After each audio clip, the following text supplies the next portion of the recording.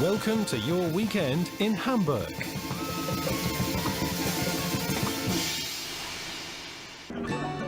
This city is a jack of all trades. It derives its special appeal from its contrasts.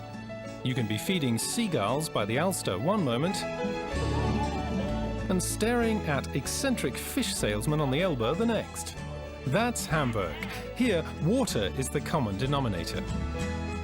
This city is home to squatters, individualists, architects, creative types, and on this weekend, of course, you.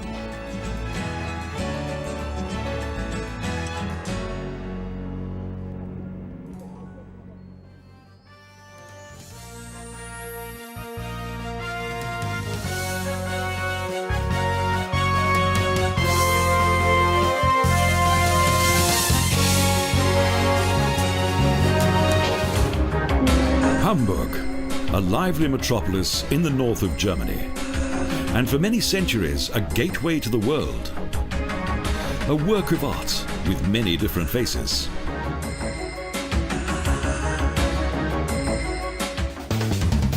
The city is located at the water's edge, and the smell of the sea is in the air, even though the North Sea coast is situated some hundreds of kilometers from here. Hamburg's harbour is its lifeline and a popular tourist attraction.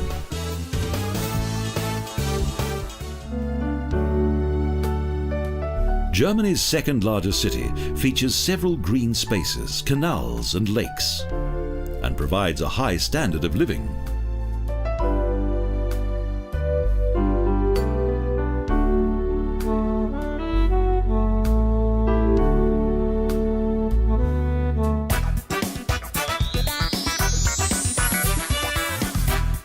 The harbour's history began 800 years ago, when in Nikolai Fleet the first harbour complex for the growing Neustadt was constructed.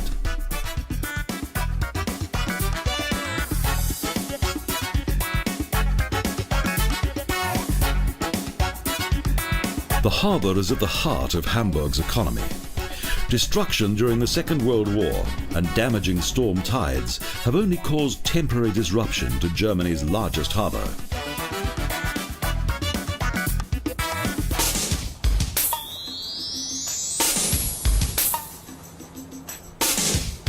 A trip around the harbour is a must. There are even steamboats to be found here. Eye-catching vessels that are usually only to be found on the Mississippi.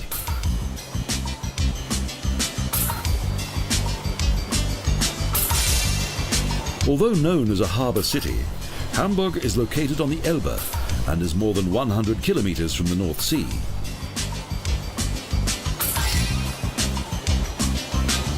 Due to its huge river, the sheltered harbour is accessible to large container ships. This is also a tidal region.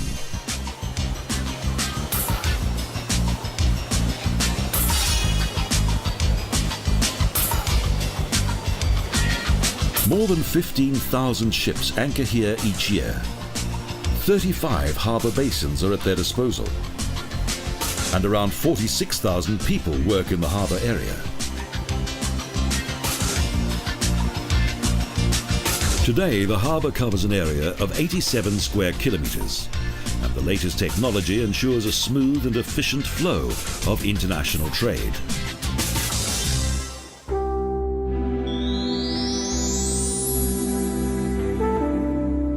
A green ship with 3 masts, the Rikmas, lies at anchor. A museum ship that features the dramatic history of navigation.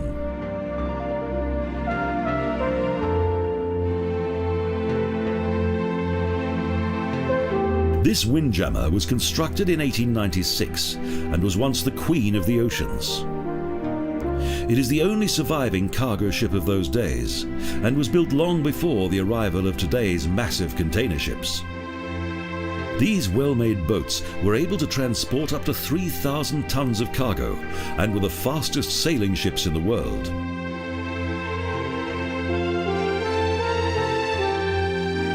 The windjammer's main mast was 53 meters high, and its sails had a combined surface area of an incredible 3,500 square meters.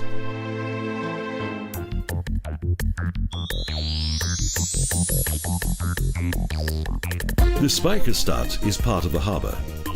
It's the largest warehouse complex in the world, crossed by canals that are known as fleets.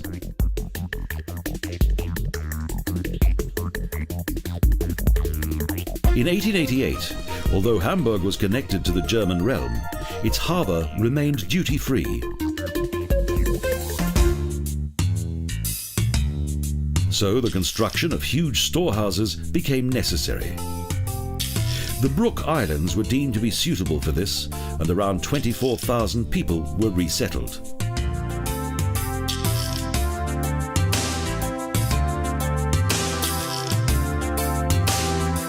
This was once what amounted to a city of warehouses, whose Gothic brick architecture with gables, pinnacles and Gothic arches created an extraordinary setting.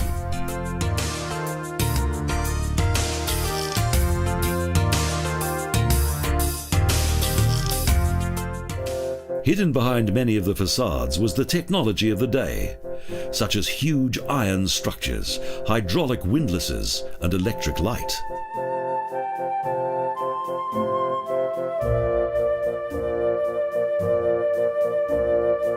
Coffee, tea and spices were the most important trading goods that were scrutinized and dispatched by the owners of the warehouses.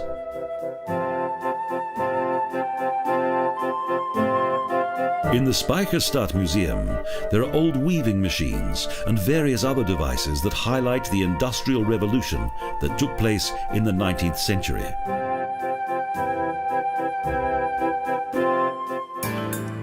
The Speicherstadt is well worth a visit.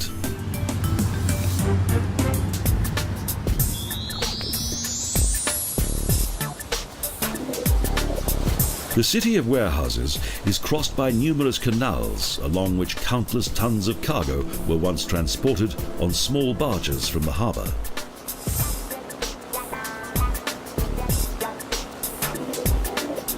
A boat trip on the fleets is a nostalgic adventure. From here, goods were lifted by windlasses to the upper floors.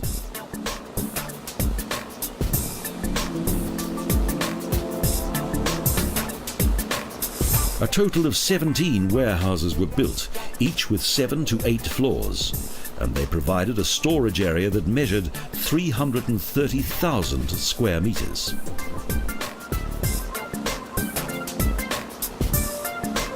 The boat travels on the Elbe, crosses it, and then disappears into the confusion of the canals on the opposite side.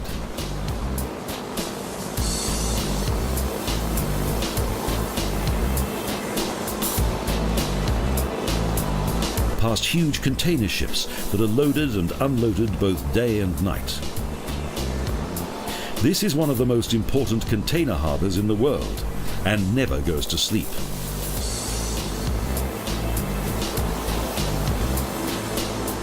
Returning to Speicherstadt, and the meaning of worldwide trade is clear, and why Hamburg is ideally placed for international shipping.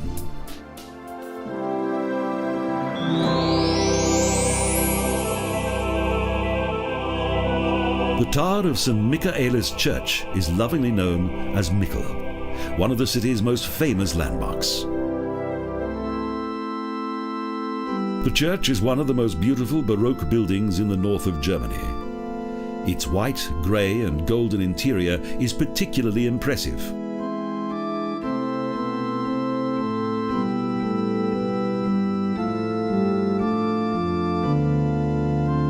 The cantilever ceiling and magnificent acoustics of St. Michaelis are highly acclaimed and certainly add to its beauty.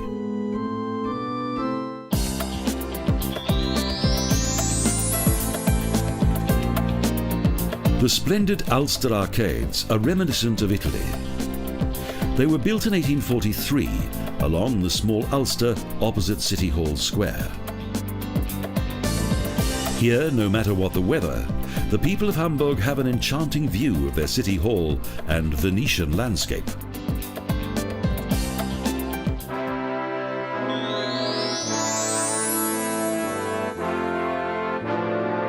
City Hall highlights the power of the autonomous Hansestadt Hamburg. This impressive building is supported by 4,000 oak posts in the former swampland of the Ulster.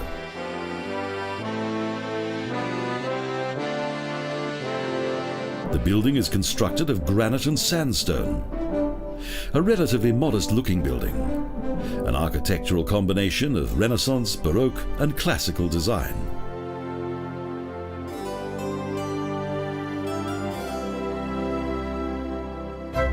Trade brought with it prosperity, and membership of the German Hansa ensured the necessary protection of the trading ships that belonged to Hamburg's many trading families.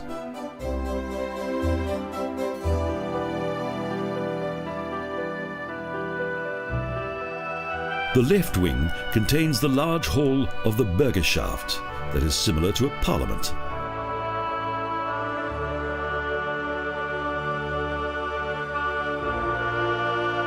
Here, it has always been possible for the public to observe the meetings of their representatives from balconies and wooden galleries.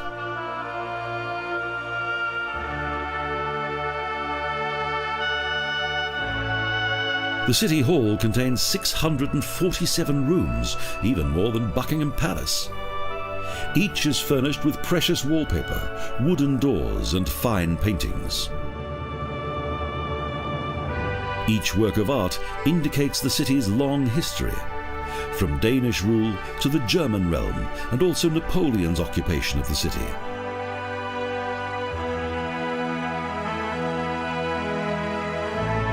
The first session of the Bürgerschaft is also featured. The quantity of white frills indicated status.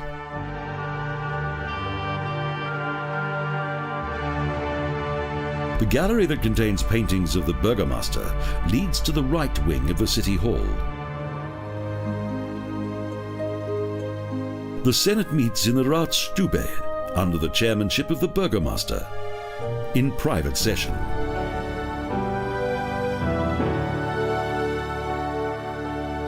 The spacious festival hall is decorated with large wall paintings that feature the history of Hamburg from primeval times to the Middle Ages and right up to the present day.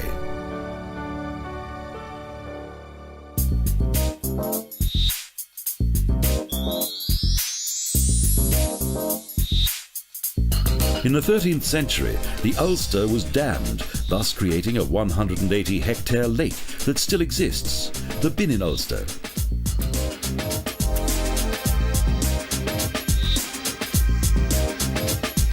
In around 1665, the city fathers designed tree-lined pathways and refreshment rooms at the water's edge. Since the 19th century, various luxury hotels have flanked the tranquil banks, and fine buildings such as the Hamburger Hof contain a number of exclusive shops. The Jungfernstieg is a noble part of town. The Ulster steamers set off from here. The captain is ready to depart.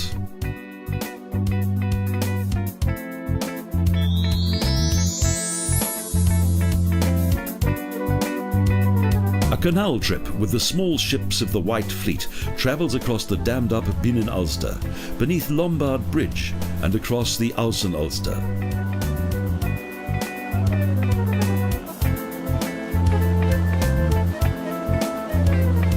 Next, it continues along serene canals, past various buildings and old factories that are no longer in use. The narrower and calmer the canals, the more muddy is the water. Rowing clubs and boat hire companies flank the green banks of the canals.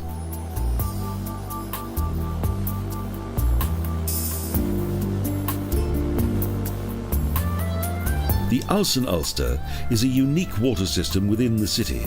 It's a complete network of canals, although not all of them are navigable.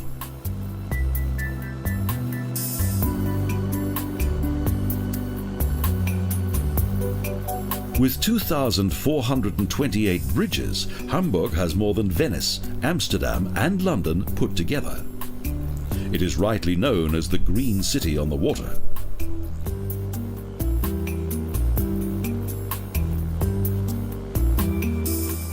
Germany's second largest city features several well laid out parks, canals and lakes, and provides a good standard of living.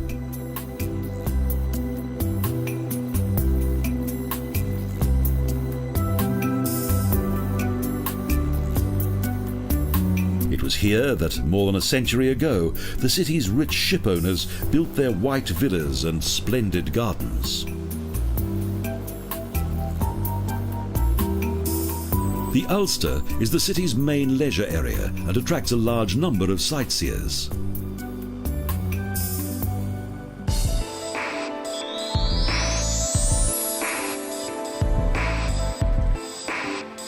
On the periphery of the city is Övelgöna, that is situated on the banks of the Elbe.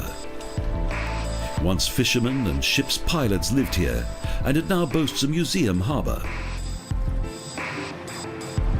A number of restored ships are the pride of a private organisation that preserves old commercial sailing ships, including an icebreaker, a floating crane, and a steam tug.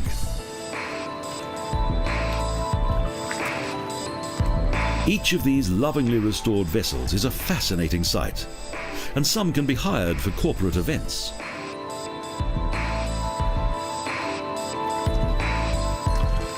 Here, the life of bygone times can be relived.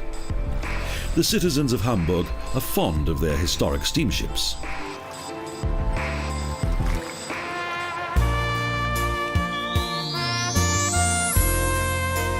A little further on and we reach the Blankenese, or Light Nose, once a settlement for ship's captains on the banks of the Elbe.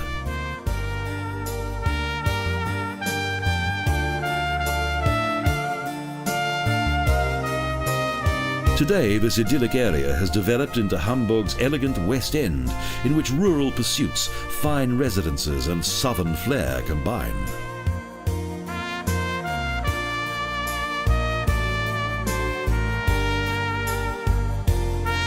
And those who look out romantically across the Elbe perhaps have a longing for faraway places.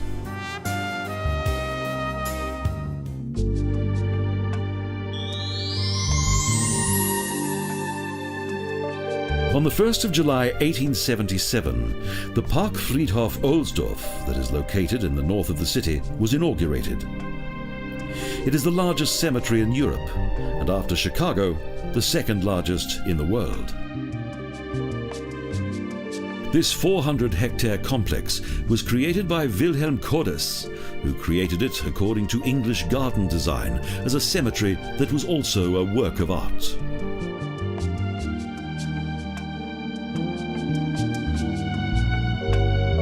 Numerous old gravestones and more than 800 statues decorate many of the cemetery's 320,000 graves, a reflection of the city's history.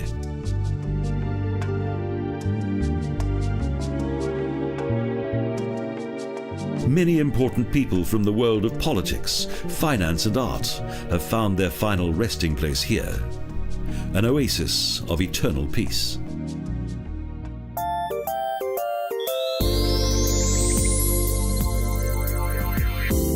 In 1907, Karl Hagenbeck opened an animal park that was revolutionary for its time.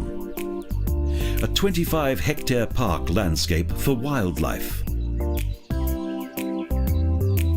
Today, around 2,500 animals live here in what is a specially created habitat of artificial mountains, canyons and pools.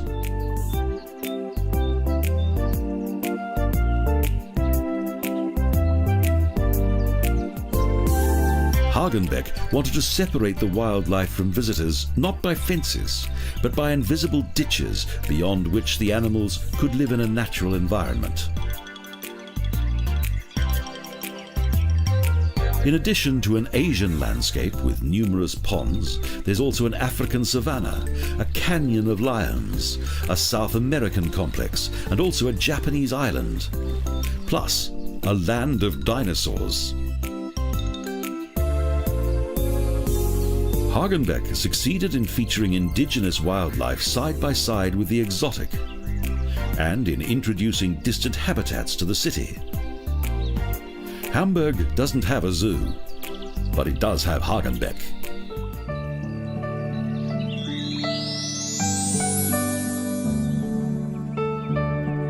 The museum village of Volksdorf in the north of Hamburg is part of an actual old village. 3 of its houses are on their original site, which is not usual for most open-air museums.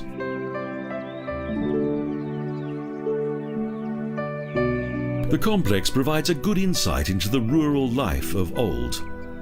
It's an original Hamburgese forest village with farm buildings, a smithy and a barn.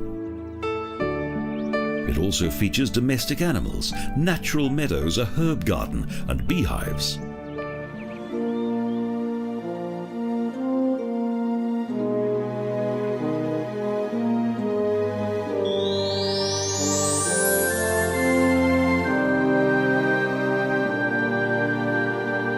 St. Petri is the oldest of Hamburg's 5 main Protestant churches, although the present building dates back to a devastating fire in 1842.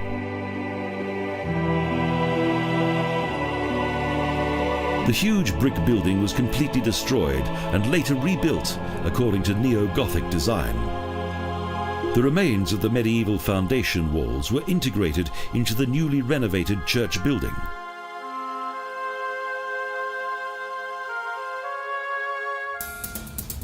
Originally, all the buildings were brick built, but today the city is dominated by steel and glass.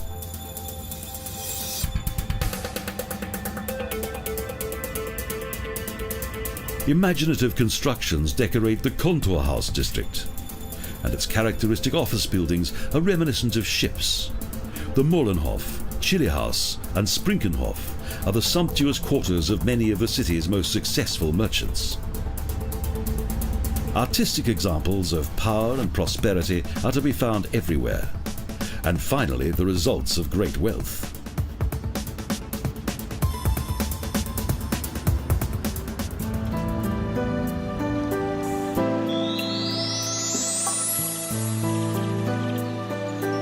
The large park complex Planten und Blumen, which means plants and flowers, is another idyllic recreation area within the city.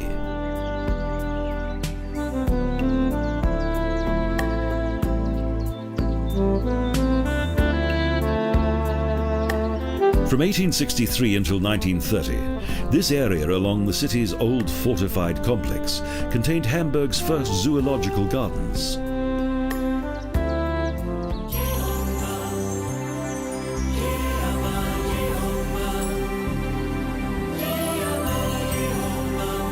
Alfred Brehm was the director of the zoo.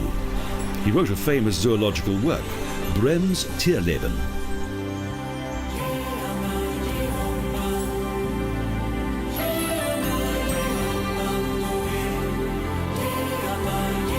However, the zoo was subsequently transformed into a botanical garden that contained the largest Japanese garden in Europe, as well as a medicinal garden and a rose garden. A paradise of garden design. Several international horticultural shows take place here, and the flower beds change colour according to the seasons of the year.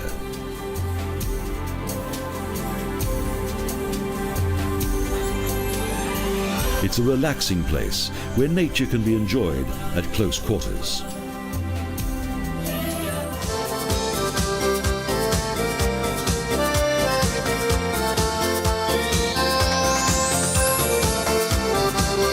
Annually, on the 7th of May, the Hafengeburtstag is celebrated.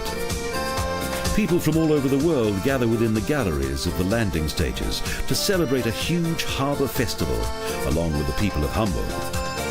From the Speicherstadt to as far as the fish auction hall, there are around 500 stalls, a multitude of culinary delicacies and several stages that feature various live performances.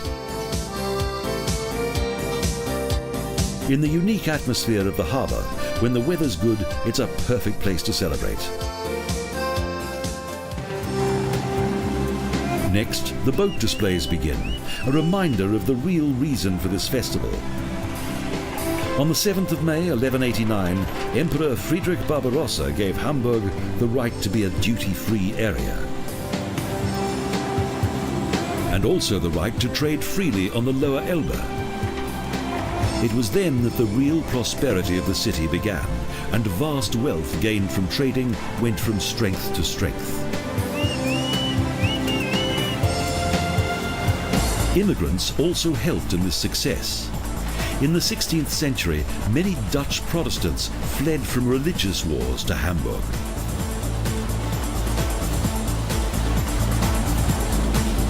Portuguese Jews and French noblemen followed. A multicultural society was formed, and they all had one goal in mind: to prosper from international trade. The former Hansestadt was transformed into a modern metropolis. Its unique character has survived: the smell of the sea and a prosperous way of life. Hamburg, the green city on the water, gateway to the world. A European harbour that contains the spirit of distant lands.